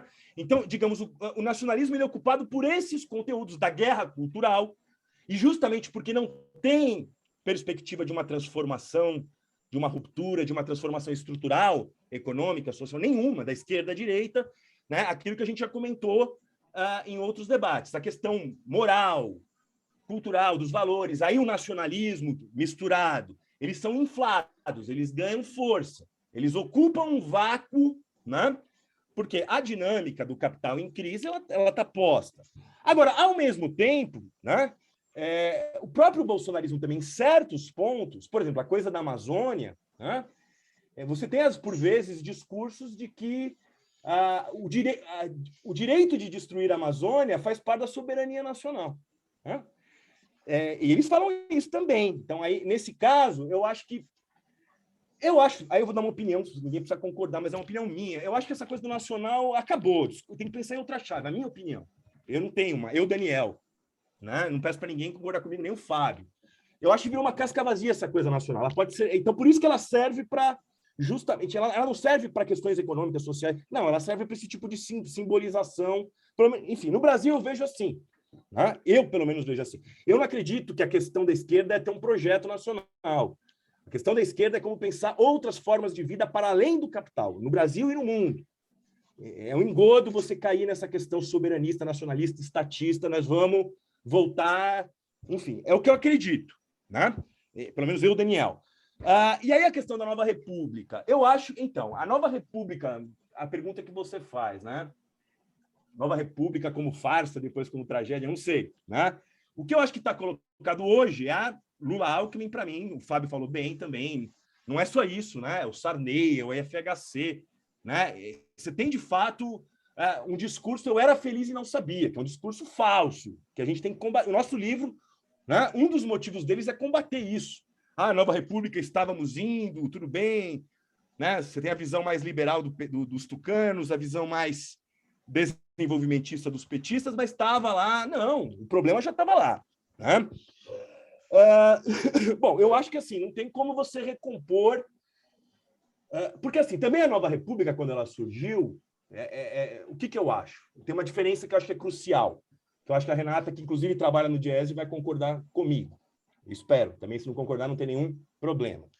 Eu disse que a Nova República já era, digamos, um colapso, né? Assim, do projeto nacional brasileiro. O capitalismo é outro, a distância ficou maior, né? Entramos na crise da dívida, etc. Não dá para replicar modelo chinês aqui, é outra coisa, enfim. É o que eu acho, Daniel. Mas aí tinha uma outra coisa na época da Nova República que dava esperanças de transformação, que era o movimento sindical, que era o movimento operário, era o surgimento do PT, da CUT, do MST, a reconstrução da UNE. Você tem todo aquele movimento de oposição à ditadura, que, inclusive, quer dizer apontava para algo diferente, tá? Naquele momento. Ainda quer dizer, por exemplo, a gente está discutindo muito, e eu estou cada vez mais convencido disso, o Fábio também falou, de como a sociedade salarial não só é cada vez mais em crise, como ela gera uma dinâmica que a gente tem que saber criticar o trabalho, que virou o trabalho, né? Não tentar afirmar um trabalho, dizer que todo mundo vai ter direito, não, discutir que poderia ter uma outra relação com o trabalho, com a natureza. Meu ponto é esse, né? Hoje. Mas o que eu quero dizer é que naquela época a força dos assalariados, né? Isso também, até naquele contexto de alta inflação, greve geral, etc. e tal. Bom, isso ajuda a explicar o que foi, por exemplo, a Constituição de 88, que né, você tinha aquela coisa ambígua, mas você colocava direito. Então, naquela situação, eu acho que ela não vai se repetir dessa forma, né? Por tudo aquilo que o Fábio falou, que eu falei, da coisa acumulativa. Mas a gente não tem mais aquele movimento sindical, não tem mais aquela força que vinha de uma sociedade salarial que começava naquela época a entrar em crise, mas que, do ponto de vista organizativo, era muito forte. A mesma coisa o MST. Né?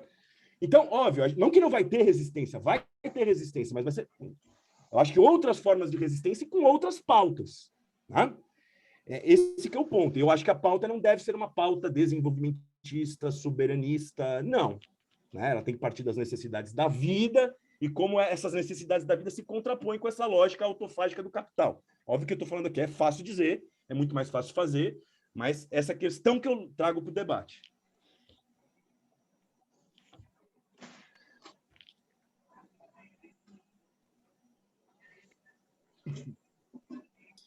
O microfone tá aberto, pessoal.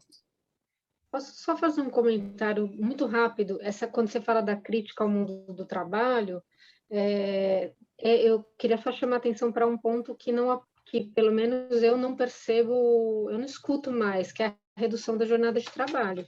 Esse debate morreu, ninguém mais fala disso, né? Enfim, que eu acho que aí Por exemplo, isso. Que esse tema específico, ele é fundamental, só que isso não tem espaço atualmente, né? Porque, não, quando você fala de todo mundo está falando de um retorno de um keynesianismo, uma espécie de keynesianismo, simplificando o mundo inteiro, as instituições, até o FMI, falo, bom, ninguém fala de redução de jornada de trabalho, enfim, no mundo, né? Vamos trabalhar, vamos produzir, vamos consumir até que o mundo acabe. É um pouco isso, né? Pelo que eu entendi. Eu acho que essa bandeira é importante, por exemplo. Não, desculpa, gente, é assim, que eles falam de tudo isso, mas assim, eles falam de renda mínima para todo mundo, tem que diminuir a pobreza e tal, mas redução de jornada é zero. Porque redução de jornada é outro patamar, o conflito, né? Sim. Pessoal, vocês me escutam? Sim. Finalmente. Bom, eu é o gostaria... Rodrigo que tá falando? Sim, Henrique, perdão. Não, sem problema.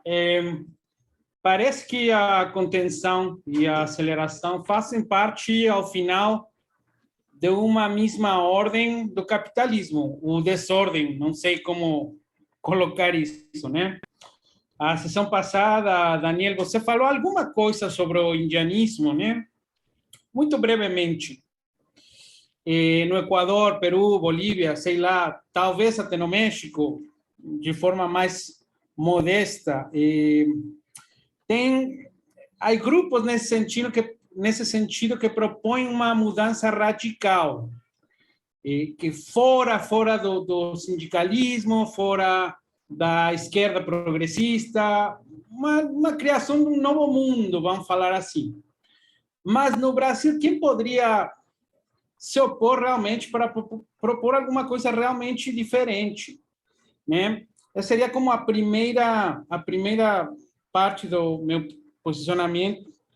E a segunda, em relação ao tema laboral. Eu trabalhei com um professor que não sei se tem algo a ver com você, que se chama Paulo Feldman, com dupla N. É seu pai? É, meu pai. Tá. Bom, ele falávamos sobre precisamente essa redução laboral que não funcionou na Europa, que de fato isso criou um monte de problemas e fez as empresas ir embora para a China, para a Ásia, nem para a América Latina mais, para o México, o Brasil, não. Uhum. Então, também tem essa parte de que reduzir horas não funcionou na França, gerou um grande problema na França, Alemanha agora, por exemplo, né?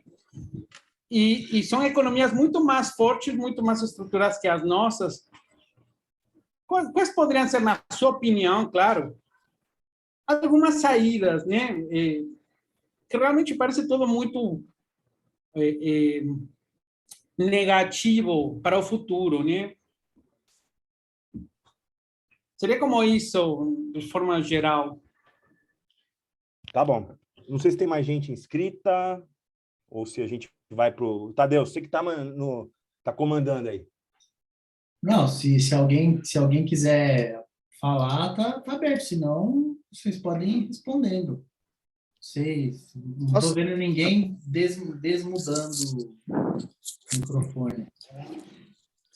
Posso fazer uma pergunta? Claro. Henrique. Tá me ouvindo?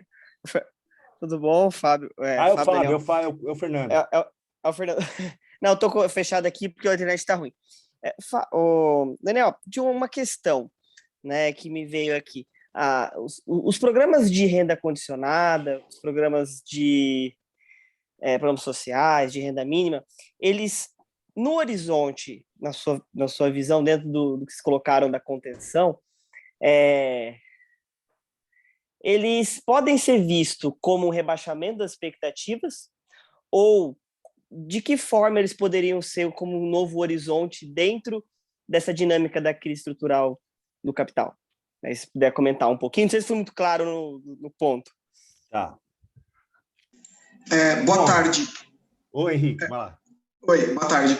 Eu queria agradecer ao Daniel e ao Fábio pelo livro e principalmente ao Daniel hoje pela excelente exposição, e gostaria de parabenizá-lo também por essa discussão do aspecto do nacionalismo do Bolsonaro, resgatando aí o Caio Prado Júnior, né, para mostrar como o Bolsonaro escancara isso, né, que o Brasil é uma não-nação, e que, inclusive, isso também automaticamente nos faz pensar o quanto a esquerda erra e ainda pensar em projeto nacional, em desenvolvimento do capital, né.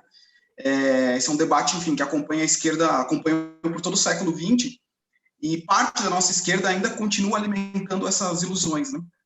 E como comentário também, em relação ao livro e à fala do Daniel, eu senti uma presença muito forte de um diálogo com o Istvan Meszaros, no sentido da crise estrutural do capital, do quanto o capital é cada vez mais incontrolável, cada vez mais destrutivo no mundo contemporâneo.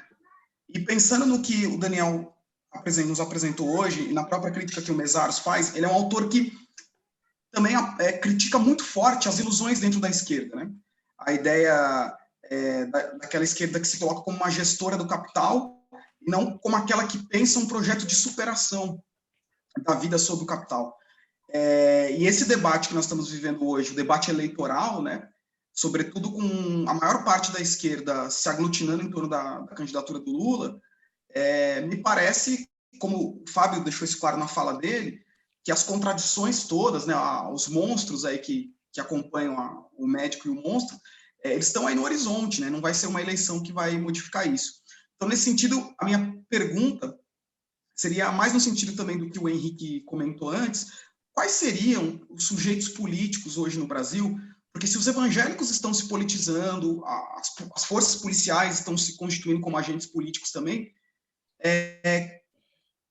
quem são os agentes políticos à esquerda hoje, que poderiam ter força social para fazer oposição a essas monstruosidades, né, e a essa incontrolabilidade do capital?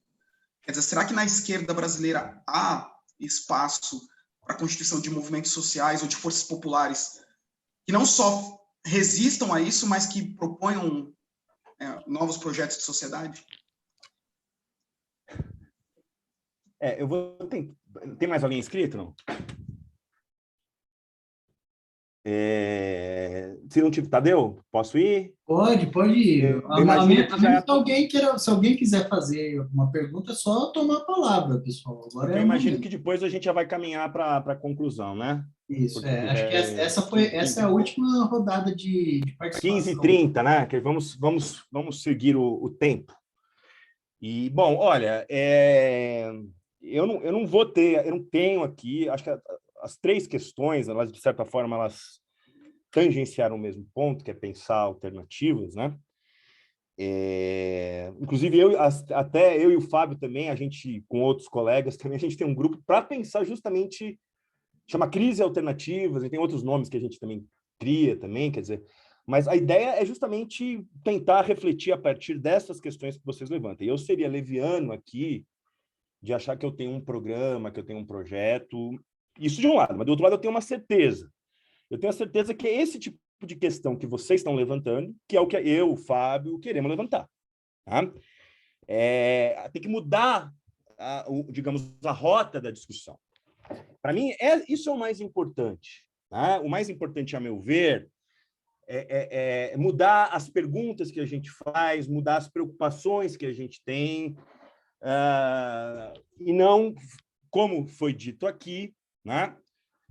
Fica caindo numa lógica do mal menor, ou que forma de gerir essa massa falida que é mais deletéria ou menos deletéria. Tá? Enfim, a questão, eu posso votar, eu prefiro votar na contenção do que na aceleração, tudo bem, mas toda essa discussão nos leva a acreditar, como o Fábio falou, não existe uma contradição absoluta entre aceleração e contenção, a monstruosidade ela está vindo aí. Tá? Então, como eu colocaria a questão? Eu não sei se eu vou sair pela tangente, mas a única forma que eu tenho de colocar o problema. O Henrique colocou com razão o problema. Quer dizer, a lógica do capital, ela, digamos, a lógica cega do capital é a pura aceleração, né? Porque o capital, ele não tem, o sujeito é ele mesmo, né? Ele é o valor que se valoriza. Desse ponto de vista, dessa relação social e das suas compulsões, não existe nada. É por isso que é a destruição do mundo, no limite. E a gente está próximo disso, inclusive, do ponto de vista ambiental. Agora, digamos, as pessoas que têm que gerir isso daqui, né, o Estado, a vida política que se subordina a esse sujeito, que é o capital, ela traz a questão da contenção. Justamente porque aquilo que a gente falou, quer dizer, você não pode simplesmente deixar a autofagia correr, né, livremente. Agora, qual que é o pano de fundo disso? O problema, né, muito sinteticamente, quer dizer, enquanto essas compulsões, esses imperativos, esse fetiche, digamos assim, né, que a nossa relação social ela é totalmente subordinada a um processo infinito, e aí, inclusive, desenvolvimentistas e keynesianos e liberais se encontram. Todos eles querem pilotar essa rota, que é a rota infinita, crescer, valorizar, produzir, etc., etc., até o fim dos tempos. Isso é o capital. Progresso, né, cumulativo e acumulação de capital, né, não é uma simples semelhança. Eles têm uma relação umbilical entre um e outro. Para mim, acho que para o Fábio também, quer dizer, é isso que a gente tem que colocar no centro da crítica. Né? Porque isso em si é o contrário de uma sociedade que os indivíduos podem decidir as suas próprias vidas e construir relações mais sadias, e mais do que isso, essa lógica está em crise. Né? E ela acelera as suas tendências destrutivas porque ela está em crise. Ela já não gera emprego, né? Ela não gera mais crescimento, como no passado, ela destrói o ambiente, suscita uma dinâmica de ressentimento e tudo mais. Né? Então, para mim, a questão é a seguinte, como é que a gente consegue abrir a discussão e aí eu não faço diferenciação de ninguém, no caso. Né? Eu acho que a discussão eu não quero abrir... Eu comentei aqui que a questão indígena, eu acho que... Porque, por exemplo, é uma questão... A mesma questão que o Henrique colocou, né? Porque a questão da defensividade no mundo do trabalho, eu não acho que é uma culpa dos sindicalistas apenas, não é uma questão de traição, é um processo objetivo. Se o mundo do trabalho é globalmente competitivo, cada vez mais restrições, etc., eu entendo, por exemplo, que a Renata Nudiese insistir, não, vamos levantar a questão da redução da jornada de trabalho, outras bandeiras, porque é uma questão... Porque qual que é a questão? Né? Você precisa vender a mercadoria força de trabalho, você está concorrendo, você está lá. Esse que é o problema. O próprio trabalho e capital, isso também é uma coisa do Mesaros e de outros autores, no fundo, são o mesmo processo. Tá? Talvez essa ficha só caiu hoje. A gente acreditava que, partindo do trabalho, a gente ia criar uma ordem diferente da capitalista, mas isso não aconteceu com a social-democracia, não aconteceu na União Soviética. Os imperativos do capital, da valorização e as hierarquias daí decorrentes prosseguiram na história. Né? Porque se a nossa forma de relação social demanda mercadoria, demanda valor, a lógica da valorização se impõe. Não tem jeito. Não adianta você dar autonomia para os trabalhadores, mas a forma de elo social ainda é o valor, ainda é a mercadoria. Vai recriar concorrência, disputa, e cada vez mais é uma concorrência num funil apertado, né? Que dificulta, que deixa os trabalhadores na defensiva. Né?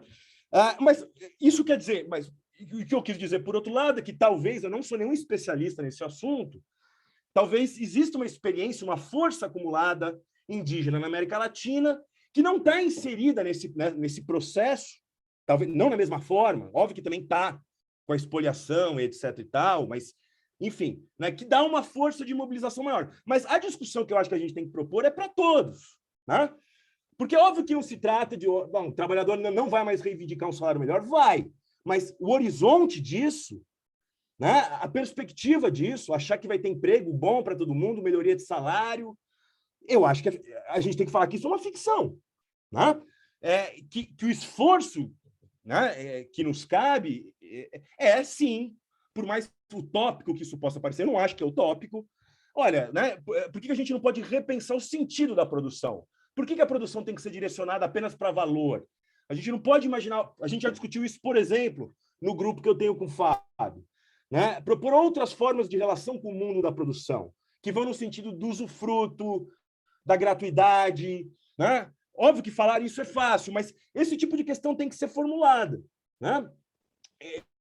Quer dizer, a capacidade produtiva... Não existe um problema, como talvez existiu no passado, né? Pegando a questão do Henrique, né, que é um problema da esquerda, a escassez de forças produtivas, sempre foi o problema esse, né?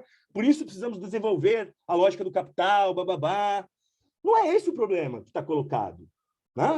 O problema não é que existe uma debilidade, uma miséria, não, que não existe uma possibilidade de gerar uma abundância, não no sentido consumista de abundância, mas de que não exista a capacidade de gerar alimentação, vestuário, moradia para o conjunto de pessoas. O problema é que tudo tem que passar pelo funil do valor, pelo funil da valorização do capital, inclusive o Estado. O Estado não cria valor, ele só pode fazer política, né, de gasto, extraindo o valor da sociedade, se endividando, taxando imposto.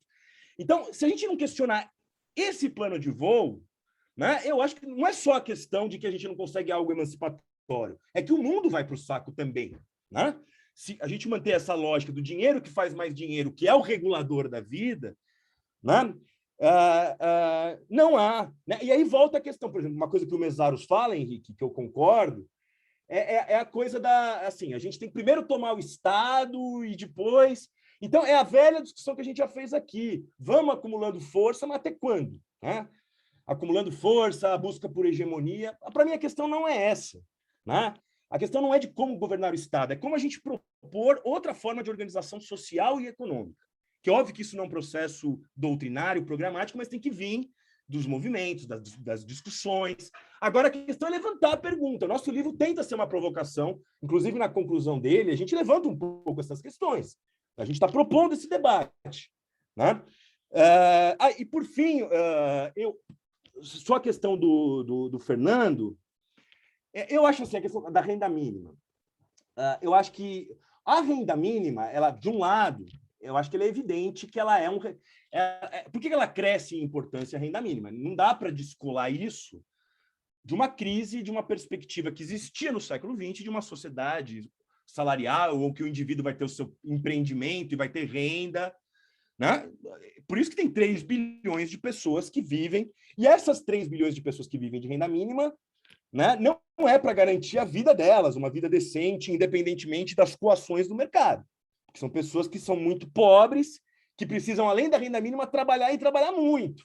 Né? Quem ganha, uma família ganha R$300, né? Imaginar que isso basta, que é até um discurso de uma parte da direita preconceituosa, o cara não trabalha, é o contrário. Né? As pessoas, inclusive tem estatístico, essas pessoas que recebem, por exemplo, Bolsa Família, elas trabalham para caramba. Né? Isso é um complemento à renda delas, etc. e tal. Né? Agora, mas a tua questão, se eu bem entendi, é que se a gente não pode... Eu acho que, seguindo, por exemplo, autores como André Gortz, eu sou a favor, sim, por exemplo, de propor uma renda mínima decente para todo mundo, inclusive para fazer a crítica ao trabalho, para liberar a gente desse fardo do trabalho, que a própria sociedade...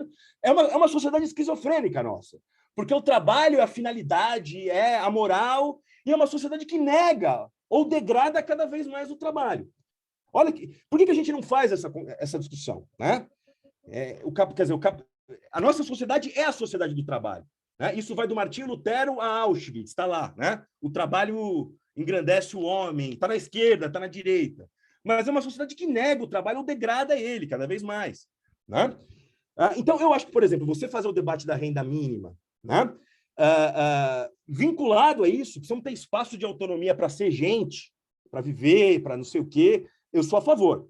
Qual que é o obstáculo, mais uma vez? É que eu acho que essa luta, Fernando, ela só tem perspectiva se ela estiver ligado há uma transformação no próprio metabolismo social. Porque você pleitear uma renda mínima para mais gente decente, quem vai financiar isso? Né? Porque a lógica dessa sociedade é a lógica do valor. A gente vai ter que passar por esse funil estreito. Óbvio que eu sou a favor de levar essa discussão para pôr o dedo na ferida da contradição. É que o que eu não concordo é que é só a renda mínima. Primeiro que a renda mínima tal qual ela existe hoje, não há resistência, né? Das elites, dos governos, porque é pouco no orçamento. Né? É pouco, não é pouca coisa. Por isso que é feito, inclusive. Né? Agora, imaginando essa crise cumulativa no mundo do trabalho, vamos demandar uma renda mínima melhor. Sou totalmente a favor, mas isso vai se chocar com a dinâmica do Estado, do capital, etc. Quem vai financiar isso daí? Os setores que vão continuar produtivos, os capitais, os trabalhadores que vão continuar empregados, né? Inclusive, isso pode gerar um novo ressentimento social, né? Eu vou financiar esses caras que não trabalham. Então, por isso que isso tem que estar junto com uma crítica a essa dinâmica, essa compulsão do capital cega e que está levando o mundo para o abismo. Né? Bom, não sei se eu respondi, mas eu vejo dessa forma as questões aí. Vou fazer 2 comentários, talvez 3, rapidinho. Eu acho que, para colocar de uma outra forma isso que o Daniel acabou de falar, Fernando, eu acho que a renda mínima encarada individualmente, ela faz parte, vamos dizer, de um sobrevivencialismo, né? Estratégias para sobreviver num mundo sem coração, né? Agora, e desse ponto de vista, ela está na lógica de um rebaixamento do horizonte de expectativas. Agora, o que o Daniel está apontando é que, potencialmente, né, uma renda, quando você pensa uma renda mínima robusta, em escala, né, em escala social, e isso tem potencialmente explicita as tensões do sistema em diversos, vamos dizer, em diversos aspectos, e um deles, esse que ele está querendo chamar a atenção, que é a possibilidade, vamos dizer, de prescindir do trabalho, quer dizer, a irracionalidade do que é uma sociabilidade que se articula em torno do imperativo do trabalho num mundo em que prescinde do trabalho para produzir as condições fundamentais da sua reprodução, né? Então, nesse mundo, e aí é o segundo comentário, eu entendo que o trabalho, então, ele perdeu a racionalidade desse ponto de vista. De qual ponto de vista? Do ponto de vista de produzir as condições essenciais da reprodução da vida. Mas qual é a racionalidade que ele tem, então, nesse mundo? É uma racionalidade que não está enraizada na produção, mas ela virou uma espécie de mecanismo disciplinar, né? Então, eu diria que o outro mecanismo disciplinar, por quê? Ora, porque ele é o conduto pelo qual, né, se injeta a seiva da concorrência, né? Se produz uma sociabilidade concorrencial, ou pela qual, como disse o Daniel, a lógica da guerra civil ganha força, é pela via da disputa, do trabalho tornado com uma relação social coercitiva, né? E que se transforma numa espécie de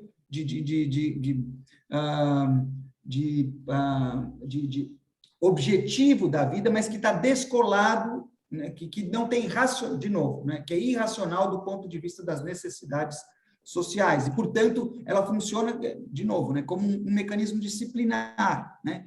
E eu diria que o outro lado deste mecanismo disciplinar é a indústria do entretenimento, né? Então, digamos assim, se essa sociabilidade concorrencial, né, pautada pelo trabalho, ela objetiva a subjetividade neoliberal, a indústria do entretenimento, ela produz, vamos dizer, a subjetividade neoliberal, né? O que é a subjetividade neoliberal? Se a gente for vamos dizer, sintetizar em três ideias, é a produção em escala massiva do medo, do ódio e da indiferença, né? Então, eu acho que esse é um segundo aspecto que é bastante vamos dizer, débil na reflexão crítica da esquerda, ao menos brasileira, que é a dimensão cultural, né? Dessa, vamos dizer, de um lado, então, você tem, assim como o trabalho, acho que de outra cultura, e aí inclui o Daniel e eu acho que o nosso livro, ele teria muito que ganhar, se aprimorar, enfim, mas a gente espera fazer isso com a vida, mas explorando a dimensão da cultura, né? Ou do que a gente chama de cultura, eu estou aqui mais adequado é chamar hoje em dia de indústria do entretenimento, né? Que tem, vamos dizer, também as suas bifurcações, as suas trifurcações no mundo das redes sociais, né?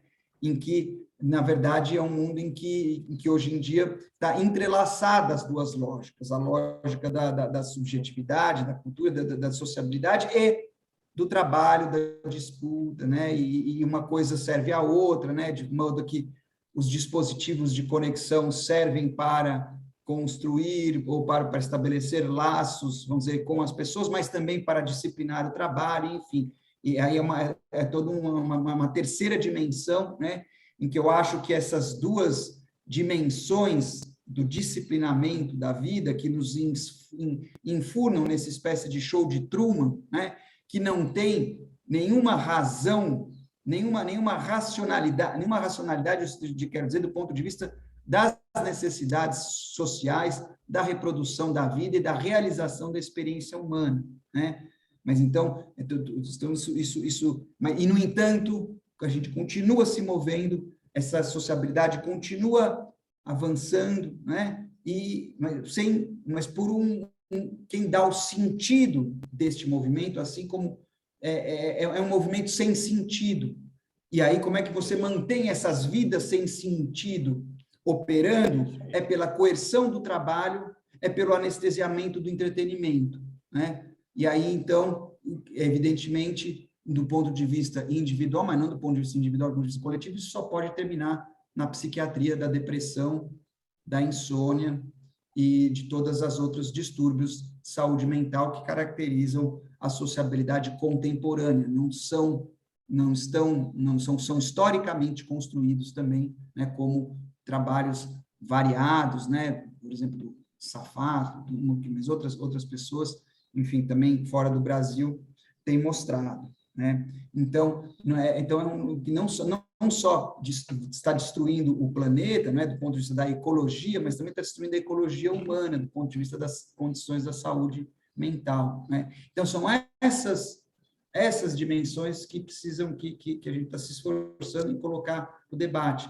para além de quem vai ganhar ou vai perder a próxima eleição, porque, de novo, chapa Lula e Alckmin vence para alguns, então você terá a ideia de que, então, você superou a derrapagem do bolsonarismo, como se você deu uma derrapada na Nova República, agora você volta ao trilho e a normalidade vai... Mas o que a gente está procurando mostrar é como a Nova República produziu o bolsonarismo. E, portanto, o que vier daqui para frente vai ser o contrário, será intervalos numa bolsonarização do mundo, né? E não o contrário. Porque, como eu já disse, o futuro desse presente pertence aos monstros, mas claro que nós estamos aí para mudar essa história. A Nova República vai continuar sendo a velha, onde a questão social é caso de polícia. Certo. Bom, Tá bom, gente. Só. Tá bom, gente. Então, eu acho que é isso. A gente chega ao fim, então, do nosso curso sobre o livro O Médico e o Monstro, com Daniel Feldman e com Fábio Luiz Barbosa dos Santos. Foram 3 aulas. Encerramos hoje. Então, agradeço mais uma vez os autores, agradeço a todo mundo que assistiu esta e outras aulas. E é isso. Um abraço para vocês. Valeu, Henrique, Bia. Para mim foi ótimo esse curso aí. Obrigado, Tadeu, pelo espaço. Que isso. Henrique. Obrigado a todos e a todas. Espero que a gente possa continuar em contato e nas trincheiras da vida. Abração.